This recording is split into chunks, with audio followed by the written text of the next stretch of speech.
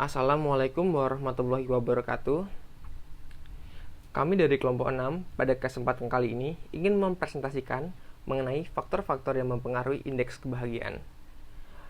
Kelompok 6 sendiri beranggotakan yang pertama ada dari Travensi, Kanon Ramayuda, Anissa Bella Amalia, Fadlur Rahman Hafid Kosi, Bintang Fat Ilafi, dan Laili Putri Istijabah. Dan untuk presentasi pertama akan dibawakan oleh saya sendiri. Definisi kebahagiaan. Dinner dan Oishi tahun 2013 mendefinisikan happiness atau kebahagiaan sebagai tujuan fundamental manusia dan sebagai nilai kesenangan mengenai harta benda, merasakan perasaan positif, memiliki kepuasan hidup dan kualitas yang baik. Menulis merupakan cara yang dapat digunakan seseorang untuk mengkomunikasikan atau mengekspresikan berbagai emosi yang dirasakan. Menurut Martin Seligman, kebahagiaan atau happiness adalah suatu konsep yang mengacu pada bentuk emosi dan aktivitas positif yang dirasakan individu dan tidak memiliki komponen perasaan sama sekali. Emosi positif diklasifikasikan dalam 3 bentuk, yakni berhubungan terhadap masa lalu, masa sekarang, dan masa depan. Emosi positif yang terhubung dengan masa lalu berupa kepuasan, pemenuhan, dan kebanggaan. Dan ketenangan. Untuk emosi pada masa sekarang berkaitan terhadap kesenangan, sedangkan emosi positif yang berkaitan akan masa depan lebih mengacu terhadap harapan, optimisme, keyakinan, dan kepercayaan. Pada tingkat yang lebih tinggi, kesenangan berasal dari bentuk kegiatan yang kompleks dan menimbulkan suatu perasaan bahagia. Selanjutnya yaitu faktor-faktor kebahagiaan. Yang pertama ada uang dan kesuksesan. Kolerasi antara mempunyai uang dan merasakan kebahagiaan pada dasarnya lemah. Uang menjadi penting ketika individu tidak memilikinya. Penilaian seseorang terhadap uang akan mempengaruhi kebahagiaan seseorang tersebut lebih daripada uang itu sendiri. Yang kedua yaitu kepribadian. Dalam budaya barat, individu memiliki tipe kepribadian ekstrovert lebih bahagia daripada individu tipe neurotisisme. Individu ekstrovert memiliki kecocokan dengan lingkungan sosial sehingga sering terlibat dalam interaksi sosial. Individu yang memiliki tipe kepribadian ekstrovert memiliki suasana hati yang positif dalam bersosialisasi. Yang ketiga yaitu kehidupan sosial dan persahabatan. Orang yang bahagia dalam kehidupan menjalani kehidupan sosial yang kaya dan memuaskan. Dalam kehidupan seseorang, individu yang bahagia lebih banyak menghabiskan waktu untuk bersosialisasi daripada sendirian. Next. Selanjutnya yang keempat yaitu cinta dan perkawinan. Perkawinan merupakan faktor kunci dalam menggayam kebahagiaan. Perkawinan merupakan sesuatu yang baik. Yang kelima yaitu kesehatan. Kesehatan berhubungan dengan kebahagiaan.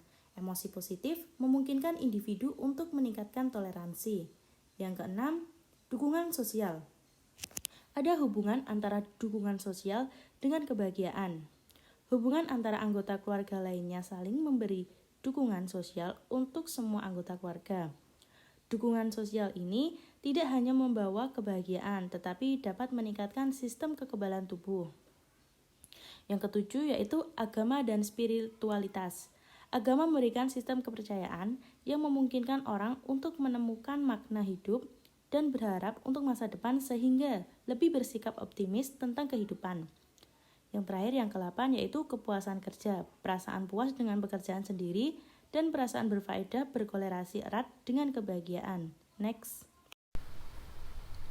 Definisi well-being atau kesejahteraan. Well-being atau dapat diartikan sebagai kesejahteraan yang merupakan istilah umum untuk kondisi individu atau kelompok, baik dalam bidang sosial, ekonomi, psikologi, spiritual, ataupun secara medis yang sejahtera. Kesejahteraan merupakan sebuah konsep yang merujuk kepada keadaan individu yang memiliki mental yang sehat. Well-being juga merujuk kepada konsep kebahagiaan, di mana kebahagiaan adalah tujuan dari aktivitas yang dilakukan oleh manusia. Menurut Dinner, well-being dalam perspektif hedonik adalah cenderung kepada mencari kebahagiaan dengan menghindari perasaan sakit atau hal-hal yang tidak menyenangkan. Dalam hal ini, perspektif tersebut sering disamakan dengan subjective well-being atau SWB. Sedangkan well-being dalam perspektif Eudaimonik sesuai yang dikemukakan oleh Rian dan Desi ialah kondisi ketika individu mampu mengoptimalkan potensi yang dimiliki dan juga mampu mengaktualisasikan dirinya menjadi individu yang seutuhnya, sesuai dengan nilai-nilai yang dimiliki. Perspektif tersebut sering disamakan dengan psychological well-being atau PWB. Selanjutnya, hubungan well-being dan happiness. Well-being merupakan suatu persepsi individu terhadap pengalaman di dalam hidupnya. Hal ini terdiri dari evaluasi afeksi dan kognitif hidup serta kesejahteraan psikologis. Dapat dikatakan remaja yang mempunyai subjektif well-being tinggi mengalami kepuasan hidup dan lebih sering merasa kegembiraan dan jarang merasa emosi tidak menyenangkan berupa kesedihan atau kemarahan. Remaja dengan subjektif well-being rendah cenderung lebih merasa kurang puas dengan hidup yang dijalaninya, serta lebih mengalami sedikit afeksi dan kegembiraan, sering merasakan berbagai macam emosi negatif berupa kecemasan dan kemarahan. Well-being ada hubungannya dengan happiness, di mana kebahagiaan merupakan kondisi psikologis yang positif, di mana tingkat emosi positif lebih tinggi dari emosi negatif, sehingga remaja dengan subjektif well-being kategori tinggi mempunyai happiness dengan tinggi, dan remaja subjektif well-being kategori rendah mempunyai happiness terendah. Next. Untuk yang selanjutnya yaitu metode penelitian. Jenis penelitian yang digunakan dalam penelitian ini adalah metode penelitian kuantitatif. Penelitian kuantitatif adalah suatu jenis penelitian yang pada dasarnya menggunakan pendekatan deduktif-induktif. Pendekatan ini bersumber dari kerangka teori pemikiran para ahli maupun pemahaman peneliti berdasarkan pengalaman empiris yang kemudian diuraikan dalam permasalahan beserta pemecahannya yang diajukan untuk mendapatkan pembenaran. Jenis data yang digunakan peneliti dalam penelitian ini yaitu kuantitatif. Kuantitatif adalah data dalam bentuk angka yang merupakan hasil dari perhitungan dan pengukuran.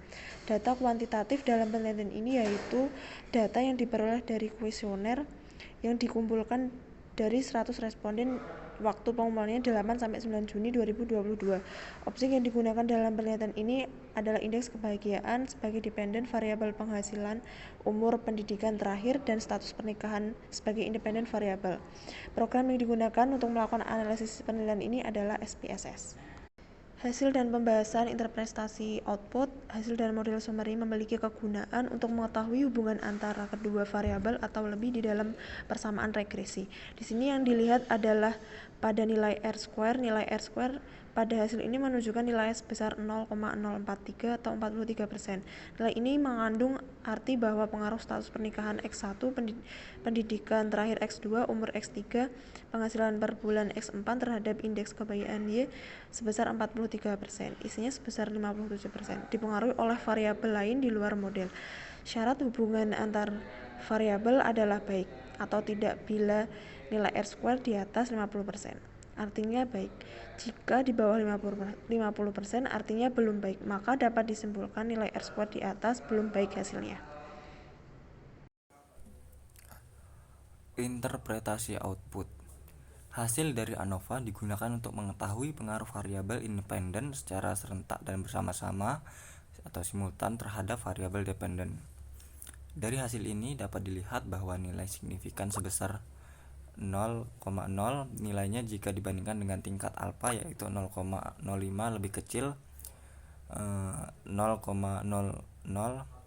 kurang dari 0,05, sehingga dapat disimpulkan bahwa terdapat pengaruh status pernikahan X1, pendidikan terakhir X2, umur X3, dan penghasilan per bulan X4.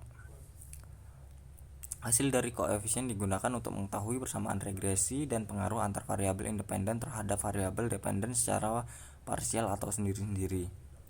Hasil dari koefisien juga bisa digunakan untuk meramalkan naik turunnya variabel dependen terhadap variabel independen.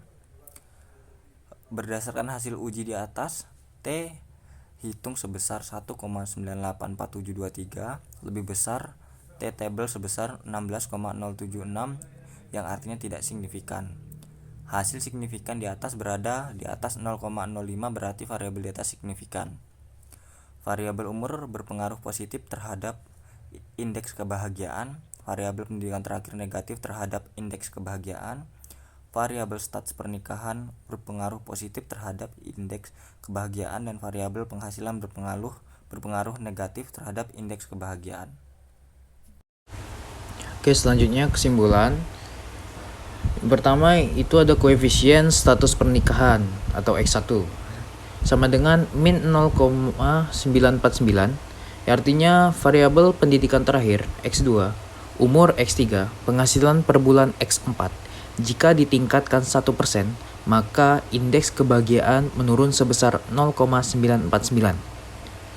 Yang kedua, itu koefisien pendidikan terakhir X2 sama dengan 2,807, artinya variabel status pernikahan X1, umur X3, penghasilan per bulan X4. Jika ditingkatkan 1%, maka indeks kebahagiaan meningkat sebesar 0,02807. Dan yang ketiga, itu ada koefisien umur X3 sama dengan 4000.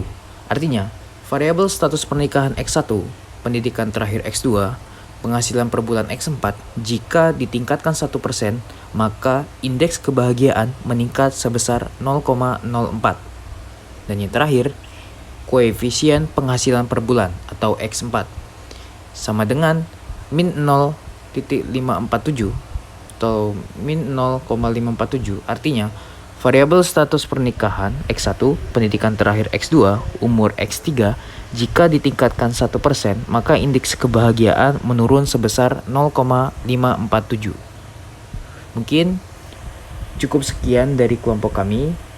Apabila ada kesalahan, kami mohon maaf. Billahi taufiq wal hidayah. Syukron. Wassalamualaikum warahmatullahi wabarakatuh.